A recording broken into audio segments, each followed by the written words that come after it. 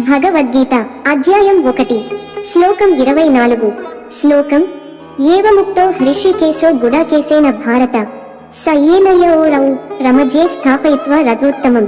ఇది మనకు ఒక గొప్ప బోధన. మనం ఎదిరించేది వ్యక్తుల్ని కాదు, వారి చింతనను, వారి బుద్ధిని, దుర్బుద్ధిని. అది మారితే వ్యక్తి మారుతాడు. కాబట్టి హింస కాదు, విజ్ఞానం మార్గమే ధర్మం. అతడు ఆజ్ఞ పాటించాడు. రథమును నెమ్మదిగా ముందుకు తీసుకెళ్లి 2 సైన్యాల మధ్యన నిలిపాడు. ఇక్కడ మొదలయ్యే సన్నాటే గీతా ప్రవచనానికి ఆహ్వానం.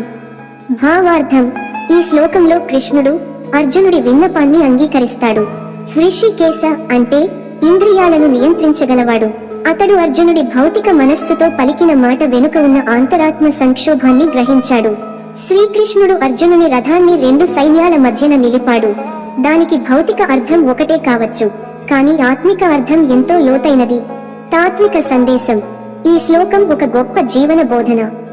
మన జీవితంలో కూడా 2 భావాల మధ్య నిలబడతాము. ధర్మమా, మమకారమా, కర్తవ్యమా, సంబంధమా? శ్రీకృష్ణుడు మనలోని ఈ అర్థాంతరాలను. ధన్యవాదములు.